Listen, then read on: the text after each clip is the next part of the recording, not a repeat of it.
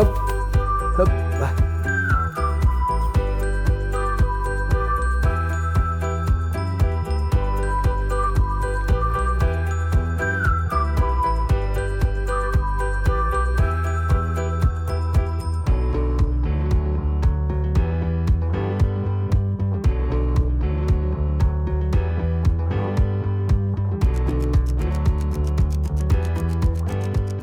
Bonjour, bienvenue à Banvillars. Je m'appelle Franck Siffert, je suis trufficulteur et caveur. Je vous expliquerai après quelle est la différence entre les deux. Mais en tout cas, pour ce qui est de la trufficulture, nous sommes ici dans une truffière à Banvillars et vous allez pouvoir me suivre pour aller à la rencontre de tous ces arbres qui sont en fait producteurs de truffes parce qu'ils ont été associés à des mycéliums qui sont vraiment les réels champignons. Et les truffes en sont le fruit en fait. C'est un peu les pommes d'un arbre si on veut bien, mais sous terre. Voilà, donc on va aller à la rencontre de ces arbres qui sont mycorhizés et qui vont pouvoir donner des truffes. Suivez-moi.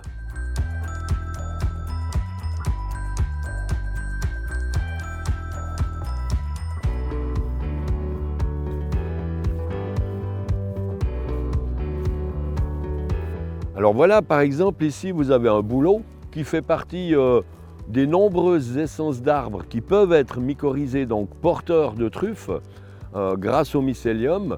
À peu près tous les arbres de nos forêts continentales sont mycorhizables, à part l'érable, le frêne essentiellement, et puis les arbres fruitiers. Mais on a le hêtre, le chêne, le noisetier, les cèdres, etc. Tous sont de très bons arbres truffiers. Alors, ce qui se passe, c'est qu'on plante ces arbres après 2 ans, quand on est sûr qu'ils ont été mycorhizés, donc ils ont bien le champignon sur leurs racines, on les plante en terre et on va entretenir le sol. On voit ici qu'on a travaillé le sol chaque année en rajoutant à fin mars des truffes broyées pour amener en fait des mâles, des spores mâles qui vont permettre en fait la production de truffes. Parce qu'il n'y a que la femelle champignon qui est liée à l'arbre. Le mâle est juste là pour, ma foi, la procréation. Et puis on travaille ce sol toujours à fin mars parce que les petites truffes vont naître au mois d'avril. Donc personne ne va chercher des truffes en avril et en mai puisque c'est la période où en fait les champignons se reproduisent. C'est un peu comme la chasse et la pêche. Il y a des périodes où il faut laisser un temps à la reproduction. Ici, sur cette truffière, vous avez pas toutes, mais une bonne partie des très bonnes techniques de trufficulture. Parce qu'il y a plusieurs manières en fait d'élever ces arbres pour qu'ils produisent des truffes. Je vous disais avant qu'il fallait chaque année travailler le sol. Maintenant, il va falloir aussi à un certain moment tailler les arbres quand ils viennent trop grands. Et il y a plusieurs techniques ici, par exemple la technique Angelosi, où on maintient les arbres à 2,50 m, la technique Houette française, où on garde les arbres à 1,50 m, ou la technique Bonsaï, où on travaille les arbres en bonsaï, et qui permettent d'avoir une excellente production dans les truffières. Les truffières, elles sont actuellement à 10% des surfaces qui étaient cultivées il y a plus de 100 ans. À cause des 2 guerres, 90% des truffières ont disparu en Europe. Donc c'est intéressant, c'est vraiment quelque chose qui a de l'avenir et la trufficulture se développe vraiment de plus en plus dans toute l'Europe et bien sûr aussi en Suisse. Donc maintenant on a parlé de la manière de cultiver, mais cultiver quoi? En fait ici, vous avez ces arbres qui ont été mis au début de la truffière en plein soleil. C'est des truffes d'été, l'Estatuber estivum, qui aiment être en plein soleil, en bordure de forêt. Après, on a ici, vous découvrez une culture de Melanosporum. Donc ça, c'est la truffe du Périgord, qu'on appelle aussi le diamant noir. Donc celles-là, elles aiment aussi être très ensoleillées. Et puis on nettoie et on espace bien, on enlève l'herbe pour que le soleil puisse aller au sol. Je vous ai parlé des différentes techniques. Maintenant en haut, c'est des talus très secs. Donc là on met de la truffe du Périgord qui adore ces endroits très secs. Mais à contrario de ce côté, vous pouvez voir qu'il y a une zone de roseau, donc c'est assez humide. Et là, on a mis la mésentérique, qu'on appelle aussi truffe de Lorraine, qui est une truffe qui apprécie les endroits humides. Et puis, si on regarde un petit peu plus haut, vous avez la partie en dessus qui est avec la truffe brumale. C'est comme la truffe du Périgord, mais c'est une truffe qui aime un peu plus l'humidité. Donc on l'a mise exprès ici. On a respecté les biotopes pour chaque truffe en fait. Et puis là-bas, vous avez toute la zone centrale qui va être recouverte d'arbres et de forêts en fait, parce que c'est pour la truffe Uncinatum, la truffe de Bourgogne, qui aime être, elle, dans la forêt et non pas dehors de la forêt. Et tout au fond, en pente, dans un endroit bien exposé quand même, on a la truffe d'Alba, la truffe blanche, comme on dit, et en dessous la truffe Borki ou l'Albidum, qui est la petite cousine de la truffe blanche, et qui est d'ailleurs souvent vendue à sa place, ce qui est une arnaque à connaître.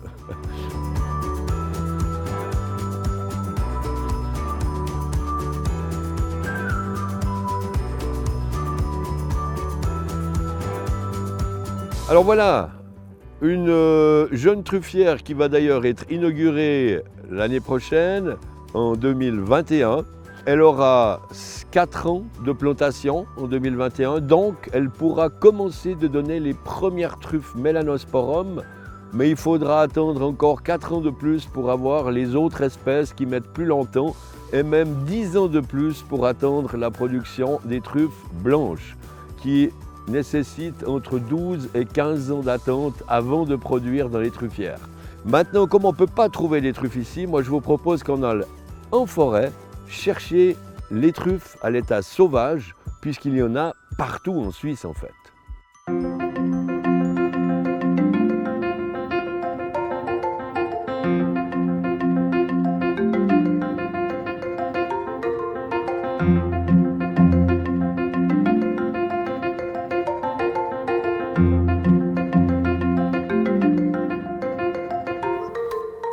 Oui, Lulu, viens là. Oui, c'est bien. Oui. Viens.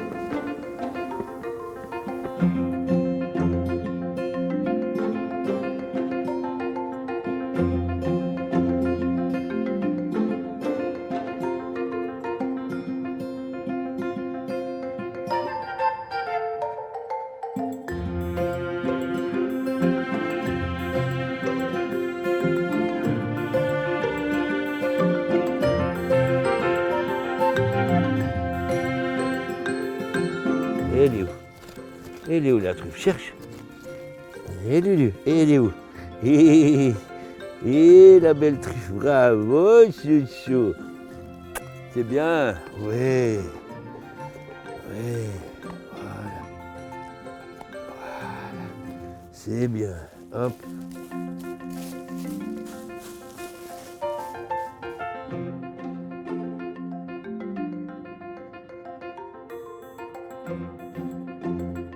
Lulu, c'est une Lagotto romagnolo, mais tous les chiens peuvent aller aux truffes, même les chihuahuas, jusqu'au gros Saint-Bernard. Tous les chiens peuvent aller aux truffes. Ils ont tous assez d'odorat pour trouver des truffes. Hein? Ouais. Et puis, pour les dresser, il suffit simplement de leur faire sentir et chercher des vraies truffes, gentiment, en les cachant, et puis après, ils vont trouver des vraies truffes. Mais c'est surtout en fait le maître qu'il faut former, parce que le problème, c'est que le chien, il sait depuis longtemps ce qu'est une truffe, tous les chiens, mais pas tous les maîtres. Et en fait, quand on forme quelqu'un pour aller caver, c'est-à-dire le caveur, c'est celui qui va faire un trou, qui va caver pour trouver les truffes, eh bien, cette formation, c'est vraiment pour le maître, parce que le chien, il est déjà prêt, ils sont tous prêts. C'est le maître qui doit apprendre où il y a les bons endroits pour trouver des truffes, où ça ne sert à rien d'aller, où la forêt est trop jeune, ou trop âgée, où il y a trop d'acidité, pas assez de calcaire. Donc il y a beaucoup de choses qui vont faire que le caveur va aller au bon endroit et là le chien va faire juste la finition.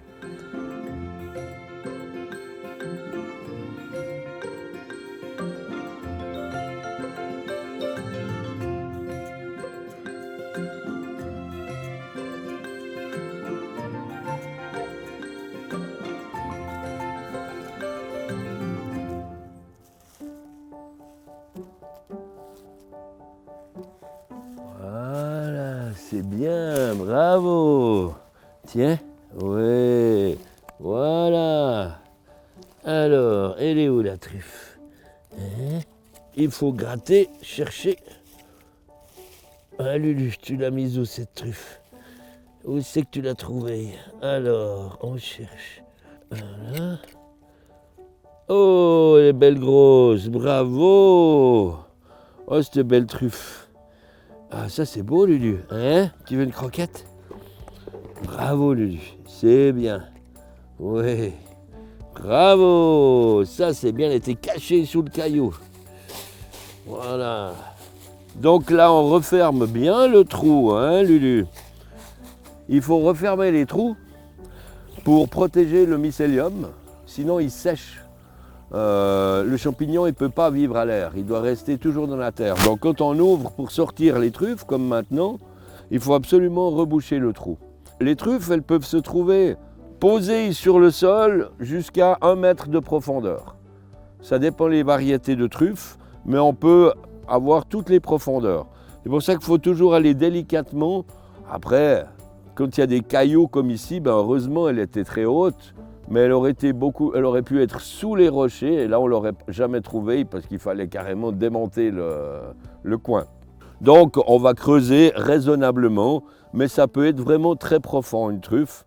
Et puis ici par exemple on a un chêne, donc on est au pied d'un magnifique chêne qui est un très bon arbre pour les truffes, à côté d'un sapin qui est un épicéa qui lui par contre a en général de mauvaises truffes. Mais comme ils sont l'un à côté de l'autre, c'est les racines du chêne qui l'emportent. Et on peut très bien trouver des truffes sous un sapin, mais c'est les racines d'un autre arbre autour qui ont permis aux champignons de venir dessous. À côté, on a des petits hêtres aussi. C'est peut-être lui qui a la truffe. Les hêtres, c'est des très bons arbres à truffes aussi. Donc comme on a vu, il y a quasiment tous les arbres de la forêt qui peuvent avoir des truffes, à part les sapins, et puis les frênes et les érables. Autrement, ici on a trouvé une variété Ancinatum, donc c'est une truffe qui est dite truffe de Bourgogne, hein, on est brun, on a un nez de noisettes, de sous-bois, de champignons, de terre, typique de la famille des estivums. La truffe d'été, un peu plus léger, la truffe d'automne, un peu plus puissant, mais toujours sous le même goût. Et on a la truffe de Lorraine, qui elle, est vraiment avec un goût phénolique un peu plus fort, qui est encore de la même famille. Après, on va voir en extérieur de la forêt les truffes noires, les truffes du Périgord et les brumales. Elles se situent dans l'herbe. À l'extérieur des forêts, la truffe blanche aussi. Donc ça, c'est vraiment des truffes de forêt. Et la période, elle est en fait de septembre à mars. Ok, on va aller voir plus loin, hein? On va regarder dehors, de la forêt, viens.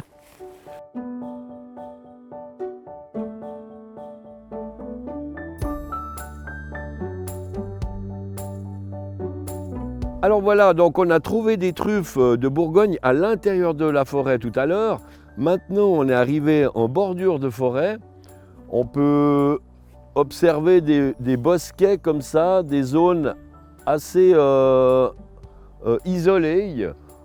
Et c'est ce genre de petits buissons comme ça, quoi, de regroupement d'arbres, est toujours très intéressant pour la truffe du Périgord, et la brumale, et la truffe blanche d'Alba.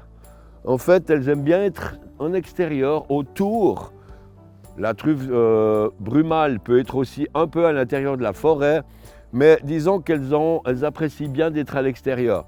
Et là, on voit un tout petit peu dans l'herbe, là, une zone où il y a un peu moins d'herbe. Ici aussi, d'ailleurs, on a une zone où il y a un peu moins d'herbe. On appelle ça des brûlés. C'est sûrement la présence d'un mycélium de truffe du Périgord, donc de Melanosporum, qui indique qu'au mois de janvier-février, ça vaut la peine de venir regarder avec le chien et de le faire chercher là, parce qu'il y a peut-être des truffes. Et ces ronds, en fait, sont les parties du mycélium qui sont en production. Mais en fait, le mycélium, il est partout et il est lié, en fait, à un de ces arbres ou deux de ces arbres qui sont ici. On ne peut pas savoir si c'est les chênes, les hêtres qui sont là, mais en tout cas, là, la distance où on peut trouver des truffes par rapport au tronc de l'arbre, c'est au minimum sa hauteur. Ça veut dire que si on couche un arbre, on a la distance maximale, ou disons minimale en tout cas, où on peut trouver des truffes depuis le tronc jusqu'à la longueur de cet arbre, couché. Ça donne vraiment des grandes surfaces et le mycélium se promène là-dessous, il passe sous les routes, sous les autoroutes, il passe partout le mycélium, mais il n'y a rien qui l'arrête. C'est pour ça qu'on peut trouver aussi des truffes dans des vignes, mais en fait les vignes ne peuvent pas avoir de mycorhisation, on ne peut pas normalement trouver de truffes autour d'un cep de vigne. Par contre, s'il y a un arbre qui est à 20, 30, 40 mètres, lui peut avoir des racines qui vont jusque dans la vigne. Et là, vous trouverez des truffes dans une vigne. Mais ce n'est pas la vigne, c'est l'arbre qui est à 40 mètres qui vous permet d'avoir ces truffes. Alors, on se rend bien compte qu'il y a des truffes à l'intérieur des forêts, à l'extérieur des forêts. On a la truffe d'été qui commence en juin. Elles vont toutes se suivre gentiment avec la truffe blanche qui va arriver au mois d'octobre, avec la truffe de Bourgogne. Après, on va avoir la brumale en novembre-décembre qui commence. Et maintenant, on dira fin d'année, on a le début de la mélanosporum, mais c'est plutôt vraiment janvier-février. Et tout ça va nous amener à fin mars, où on arrêtera d'aller chercher les truffes, comme je l'ai dit avant, pour laisser les mycéliums faire la reproduction. Parce qu'au mois d'avril, il va naître une toute petite truffe minuscule qui va tout à coup grossir au mois de, ça dépend, juin, juillet, août, ça dépend les espèces. Elles vont gonfler, devenir grosses très vite.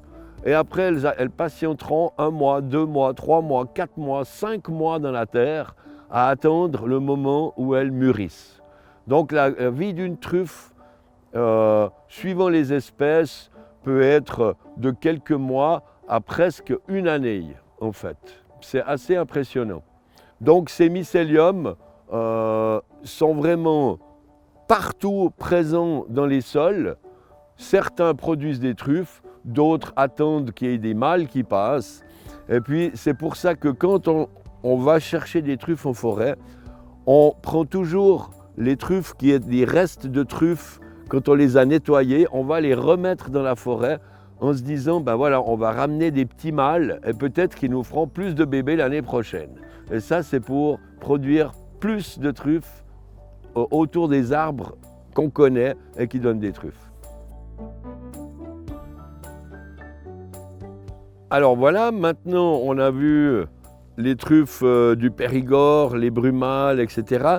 Il y a encore une truffe qui est assez étonnante, c'est la truffe d'été, hein, la toute première qu'on a en juin, juillet, août. Et typiquement ici, il y a un exemple d'endroit très particulier où on est devant un refuge et il y a un grill où les gens peuvent faire des grillades. Donc les gens piétinent beaucoup cet endroit et pourtant, chaque printemps, on peut trouver 1 à 2 kilos de truffes juste devant ce grill. Et on peut les voir à l'œil nu, on n'a même pas besoin d'un chien parce qu'elles sont à ras terre, des fois elles sont presque la moitié dehors de terre. Donc on voit les truffes et on peut les ramasser comme ça, sans avoir de chien. Bien sûr qu'il n'y a pas que le chien en plus, il y a la mouche. Il y a une mouche qui s'appelle la mouche Sulia et qui adore pondre ses œufs dans les truffes. Et si on observe bien dans la forêt, quand on voit des mouches, surtout en hiver, parce que toutes les mouches dorment sauf elle, eh ben elle, on va l'observer un petit moment et puis elle va faire un petit vol stationnaire, elle reste sur place comme ça et quand elle s'arrête comme ça, qu'elle survole, vous pouvez descendre pile dessous, il y a une truffe. Il y a des gens qui arrivent, rien qu'en observant les mouches, à récolter plus de 10 kilos de truffes par saison, juste avec les mouches. Alors c'est assez rigolo. Et il y a aussi quelque chose qui était très utilisé dans le temps par les fermiers, mais maintenant c'est plutôt folklorique, c'est d'utiliser un cochon. Le cochon, il a 10 fois plus d'odorat qu'un chien, ce qui fait qu'il est un petit peu c'est un petit peu délicat parce qu'il a tendance à sortir toutes les truffes, même si elles ne sont pas mûres. Et ça, c'est une catastrophe parce qu'en fait, une truffe qui n'est pas mûre est fichue. On ne peut pas faire mûrir comme une tomate une truffe au soleil. Ça ne marche pas. Une fois qu'elle est sortie de terre, c'est fini, elle va vieillir et pourrir. Alors, c'est pour ça que le cochon est très très peu utilisé. Il a trop d'odorat en fait. Donc le chien est parfait parce qu'il a juste l'odorat pour sentir les truffes quand elles sont mûres. Ce qui fait que vous pouvez passer tous les 2 jours au même endroit et chaque fois peut-être trouver de nouveau 1 ou 2 truffes. Et vous passez, chaque fois. Et chaque fois vous avez des truffes parfaitement mûres, juste comme il faut, ni trop peu. Moi je vous propose qu'on aille voir ces truffes de près. Dans le laboratoire, on va les poser les unes à côté des autres. Vous n'aurez pas l'odeur, mais on vous l'expliquera quand même. Et puis ça vous donnera une meilleure idée de quoi on parle. C'est quoi ces truffes? Venez.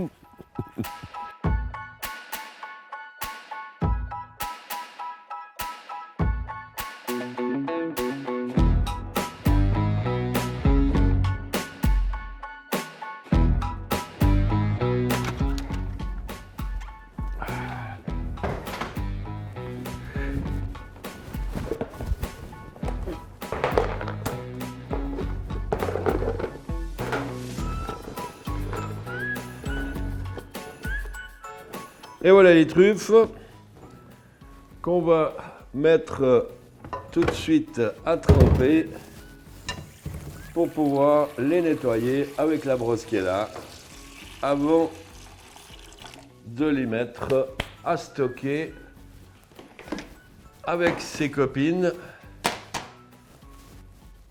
Voilà, qui ont déjà été trouvées les 3-4 derniers jours. Voilà, où on voit vraiment des belles truffes avec des grosseurs qui peuvent aller, ça peut dépasser 1 kilo les truffes. Hein. Et puis on peut aussi en avoir des toutes petites, des minuscules, il y a de tout. Hein. Le plus intéressant quand vous achetez des truffes pour les consommer, c'est de prendre des modules un peu comme ça. Pourquoi? Parce que si vous prenez une mandoline, regardez la largeur de la mandoline. Si vous avez une truffe comme ça large, vous ne pouvez pas la râper. Donc c'est assez rigolo, quoi. Donc il faut la mettre un peu de travers, mais c'est quand même beaucoup plus joli de faire des rondelles, même pas trop grandes. Et puis, tac, tac, tac, tac, ça a plus d'élégance sur un plat. Donc ça va dépendre de la finesse du plat qu'on recherche. Achetez plutôt des truffes pas trop grosses. Les grosses sont toujours plus chères, on ne sait pas pourquoi, mais c'est comme ça. Mais c'est forcément pas le plus intéressant parce qu'en plus, plus elles sont grosses, plus il y a des risques d'avoir des choses pourries à l'intérieur.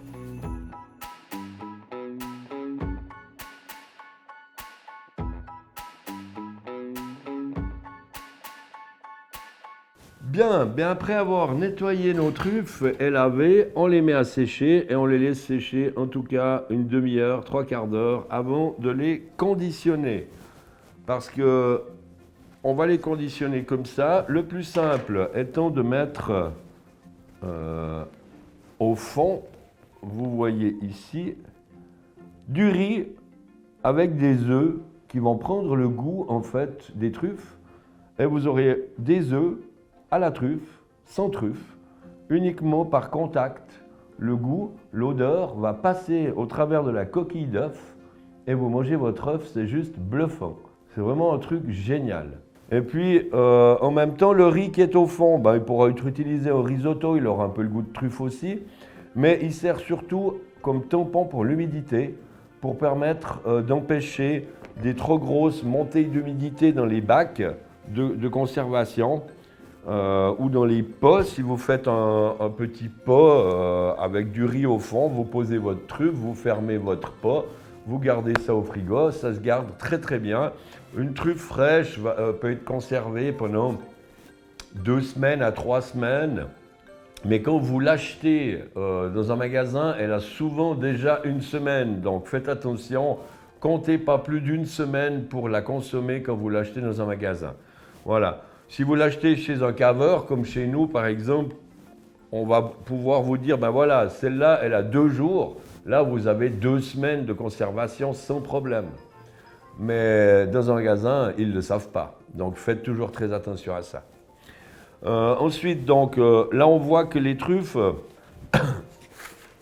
sont un petit peu différentes. C'est parce qu'en fait, on a les 3 variétés principales recherchées, c'est les truffes de Bourgogne, donc famille Estivum, de septembre à mars, les truffes du Périgord, qui elles vont être uniquement décembre et encore mi-décembre, janvier, février, éventuellement mi-mars, mais c'est rare. Et puis autrement la truffe blanche qui elle est disponible dès le 1er octobre, au tout début octobre, jusqu'à la fin décembre. Parce qu'en fait, l'Italie a un permis, c'est les seuls qui ont un permis pour aller chercher des truffes en sauvage. Et le permis oblige de cesser au 31 décembre. L'ouverture, comme pour la pêche ou la chasse, il y a une date d'ouverture, c'est le 1er octobre, et une date de fermeture, le 31 décembre. Mais vous pouvez, par exemple, je fais venir des truffes blanches encore au mois de janvier, mais ça vient de trufficulteurs privés qui ont leur propre truffière, et eux peuvent récolter encore pendant le mois de janvier. Après, de toute façon, la truffe blanche disparaît, sa saison est terminée. On voit que c'est une truffe qu'on conserve bien emballée, protégée. On voit que c'est des truffes très particulières. Elles ont quelque chose de lisse, le péridium. Ici, la truffe du Périgord, on va voir qu'elle a un péridium très fin, et puis la truffe de Bourgogne, elle, on va voir qu'elle a un péridium beaucoup plus gros, comme la truffe d'été d'ailleurs. On est sur des truffes avec un péridium, une structure, ces prismes qui sont très très gros. C'est très dur, une bonne truffe est dure, toujours. Là, c'est très dur aussi. Et on voit que l'écorce n'est pas du tout la même, ce péridium. Et là, sur la truffe blanche, on voit que c'est parfaitement lisse. Alors, c'est vraiment 3 espèces différentes, avec 3 goûts totalement différents.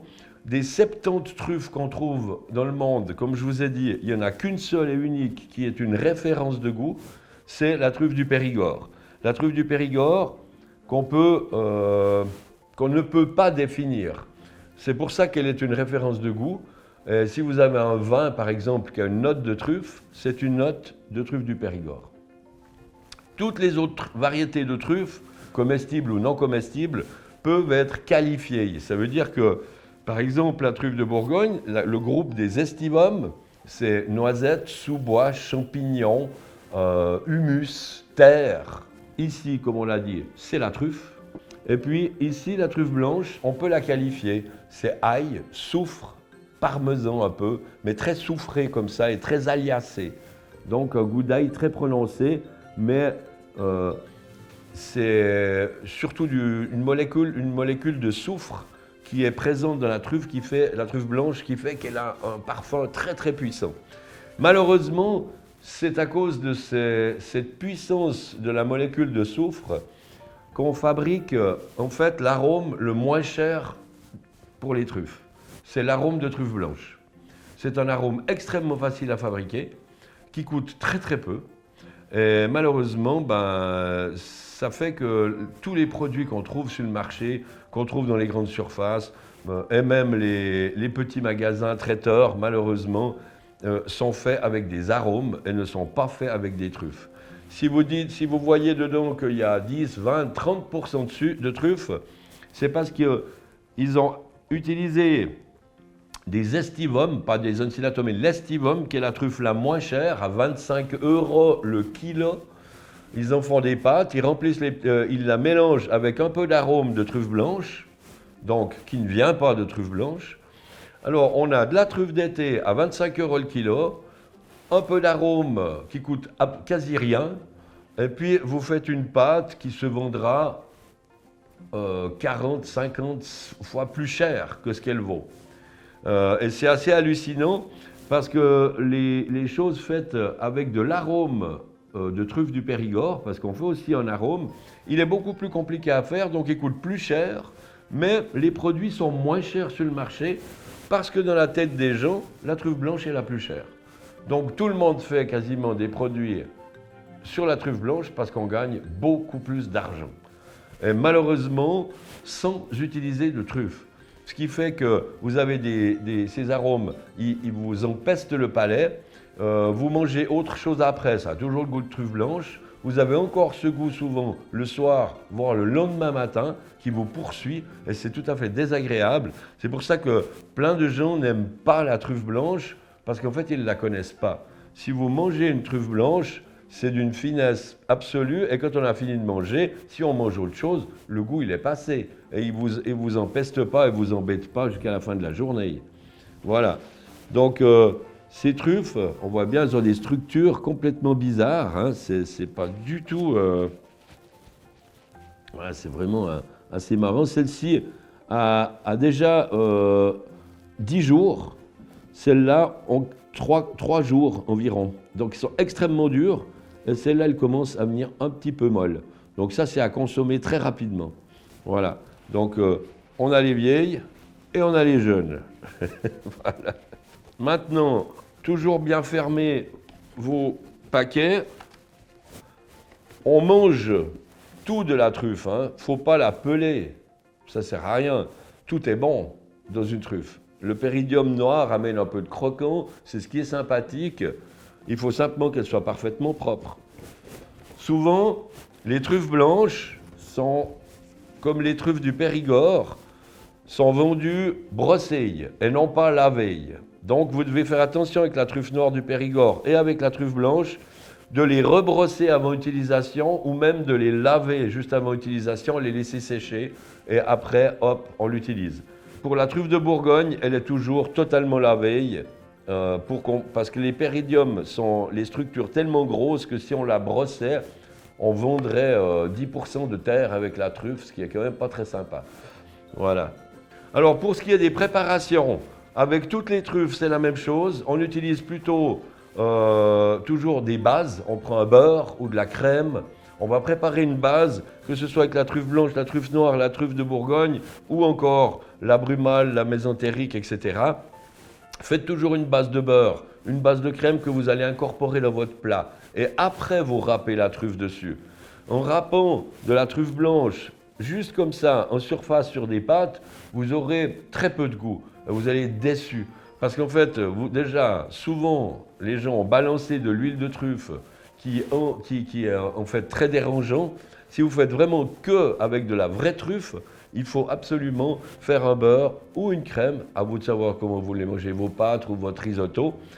Vous incorporez ça quand c'est chaud, juste à la fin, le beurre ou la crème, et là après, vous râpez dessus et vous avez vraiment le goût et l'odeur, le nez magnifique de chacune de ces truffes.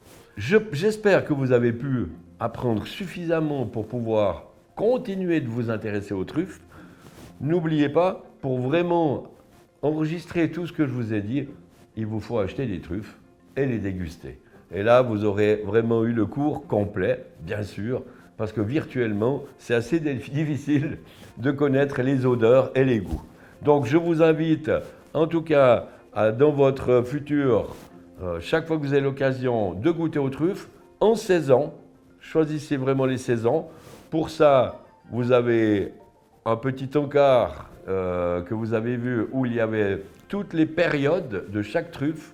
Et comme toute bonne chose, pour les asperges, on attend l'époque des asperges. Pour les truffes, on attend l'époque de chaque truffe. Voilà. En tout cas, moi, je vous remercie. Je vous souhaite une excellente continuation. Et pour vos truffes, n'oubliez pas, il y a 10 marchés en Suisse de septembre à décembre. Le plus grand marché aux truffes en Suisse, c'est le marché de Banvillars, le premier qu'on a créé il y a 12 ans en Suisse. Et c'est depuis ce marché-là qu'on s'est aussi intéressé à la truffe en Suisse en général, parce qu'avant, personne n'en parlait. Donc c'était bien de faire ce premier marché, et maintenant, ça devient vraiment un buzz, et je vous invite à y participer. Alors, à bientôt à Banvillars. Au revoir.